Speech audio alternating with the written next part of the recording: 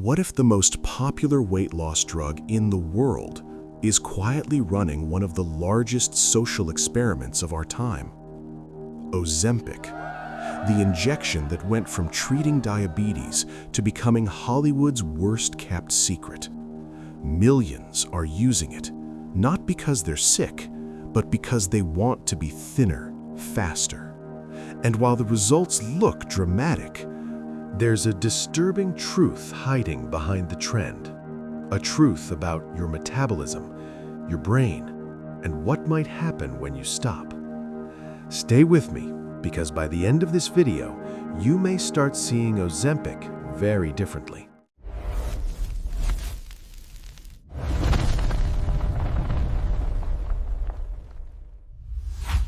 Ozempic was approved for type 2 diabetes.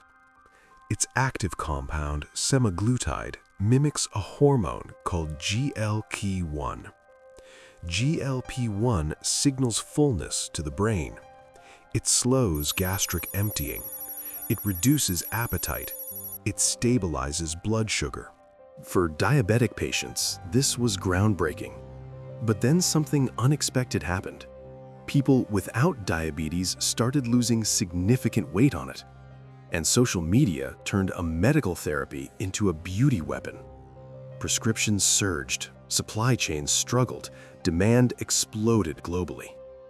But here's the uncomfortable question. When medicine becomes a trend, who really pays the price? And the answer isn't simple. Ozempic doesn't just help you eat less. It actively changes how your digestive system behaves. Your stomach empties slower. Food stays longer. Blood sugar rises more gradually. That sounds controlled, but long-term digestive slowing may carry consequences we are only beginning to observe. Some patients report severe, persistent nausea. Others report vomiting that interferes with daily life. In rare cases, gastroparesis, partial stomach paralysis, has been documented. And here's the key issue. When used for diabetes, benefits outweigh risks. When used for aesthetics, that calculation changes. GLP-1 receptors exist in the brain's reward circuitry. That means Ozempic doesn't only reduce hunger, it may reduce desire. Studies suggest some patients report reduced cravings for alcohol and other compulsive behaviors. That could be revolutionary. But altering reward pathways can also shift mood, motivation, and emotional response. And we do not yet have decades of neurological data. We are still learning what long-term modulation means. That uncertainty matters. Perhaps the most overlooked truth: weight often returns after stopping the drug. Because Ozempic suppresses appetite, it does not permanently retrain metabolism. Once discontinued, hunger signals can intensify, which creates a cycle. Start, lose weight, stop, regain, restart. Is this treatment or dependency? In several countries, shortages have already occurred. Diabetic patients reported difficulty accessing their prescriptions. When a drug designed for disease management becomes a cosmetic trend, ethics enter the conversation. Who should have priority? Medical necessity or market demand? Let's talk about influence. When celebrities rapidly lose weight without explaining how, people speculate. And when whispers of Ozempic begin circulating in Hollywood, the drug transforms from medicine to status symbol. Thin becomes trendy again, but this time it's injectable. And here's the psychological shift. Instead of asking, how can I build healthier habits, people begin asking, where can I get the shot?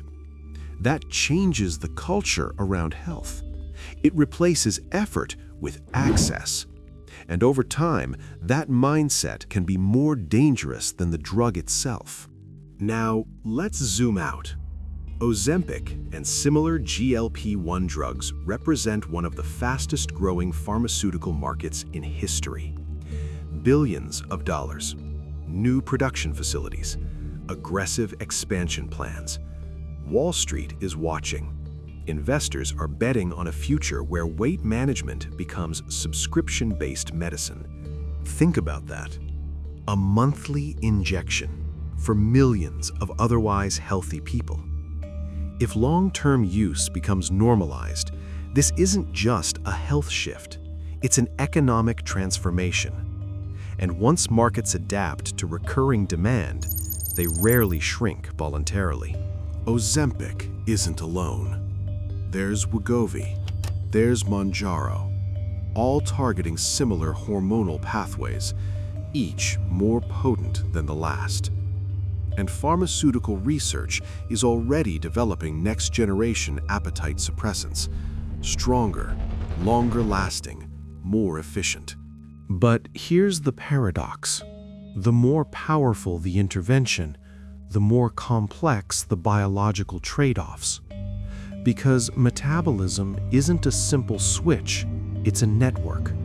Hormones, neurons, microbiome, energy regulation. Change one lever and the system adapts, sometimes in ways we don't predict. Here's the deeper perspective. For the first time in history, we are medically suppressing appetite at scale. Not for famine, not for disease, but for aesthetics. We are altering one of the most fundamental survival signals of the human body: hunger. That's profound. And history shows that whenever society rapidly modifies biology, unintended consequences follow. Sometimes years later, sometimes decades later. We are still early in this story, which means the final chapter hasn't been written yet. Ozempic may be a medical breakthrough. It may help millions. But the disturbing truth is this: we don't yet know what widespread cosmetic use will mean long-term for the body, for the brain, for culture. Before following the trend, pause, ask questions, understand the trade-offs, because the next miracle solution is already being engineered. And next time, the side effects might not trend on TikTok first.